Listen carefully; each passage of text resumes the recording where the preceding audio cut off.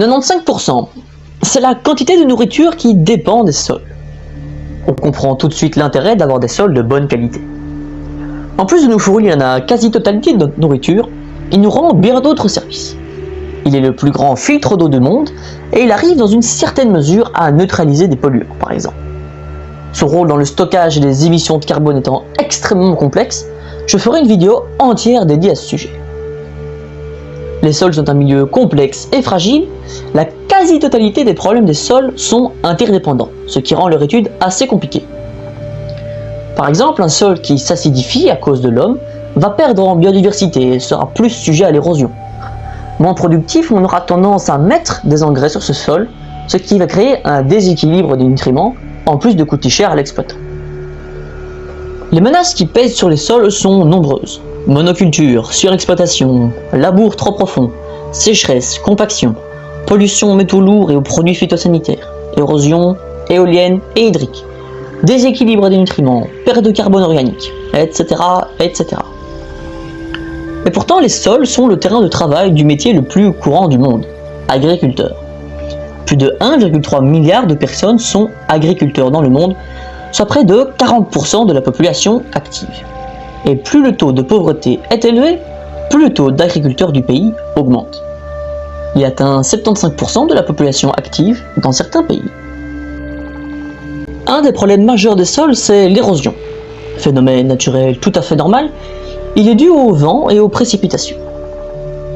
Problème, l'homme exacerbe cette érosion à des niveaux non durables. Mais comment l'homme a-t-il exacerbé ce phénomène ? Laisser les sols nus après la récolte, pratiquer du surpâturage et vouloir à tout prix faire des parcelles agricoles d'un seul tenant en arrachant les, voici quelques-unes des actions humaines qui augmentent l'érosion des sols. Mais bon, l'érosion, c'est rien de bien grave, si ? L'érosion entraîne une perte moyenne globale de 0,3% du rendement des cultures annuelles. Si ce taux de perte demeure inchangé dans l'avenir, une réduction totale de 10% des récoltes potentielles annuelles se produirait d'ici 2050. Cette perte de récolte due à l'érosion serait équivalente à la suppression de 150 millions d'hectares de surface agricole d'ici à 2050, donc de 4,5 millions d'hectares par an, ce qui représente environ un terrain de football toutes les 5 secondes. En comparaison, en 2013, la surface agricole de l'Union européenne, Angleterre comprise du coup, puisque c'était en 2013, était de 175 millions d'hectares. Il a été estimé que sur les quelques 494 millions d'hectares de terre en Afrique subsaharienne touchés par la dégradation des sols, 46 le sont par l'érosion hydrique et 38 par l'érosion éolienne.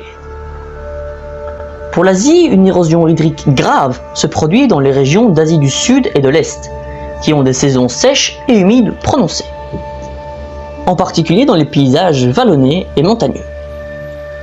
Cependant, l'érosion du sol est moins préoccupante dans les forêts permanentes et les rizières.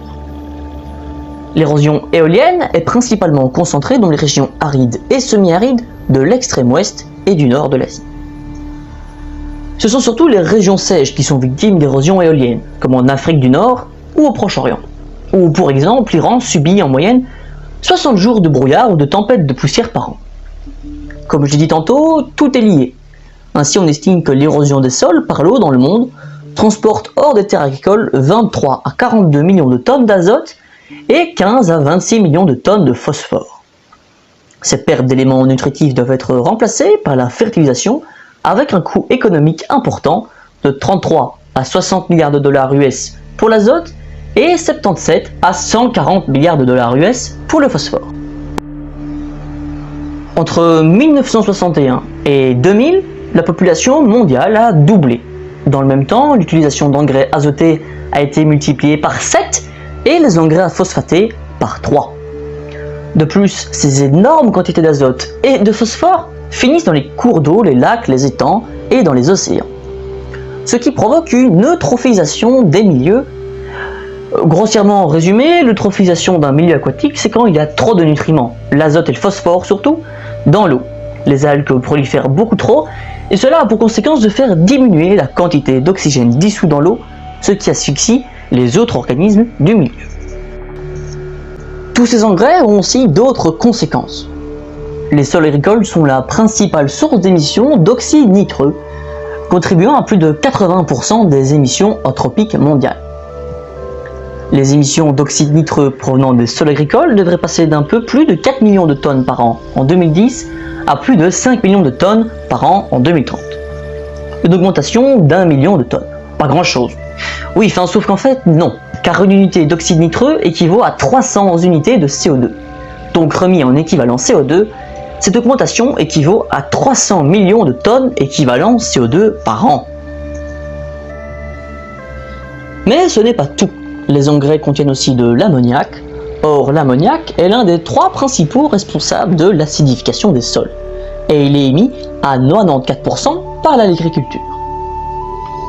Les 2 autres principaux responsables de l'acidification des sols sont le dioxyde de soufre, émis pour 3/4 par la combustion de charbon et de pétrole, et les oxydes d'azote, dont la principale source est le transport routier. Le transport routier, tiens, parlons-en.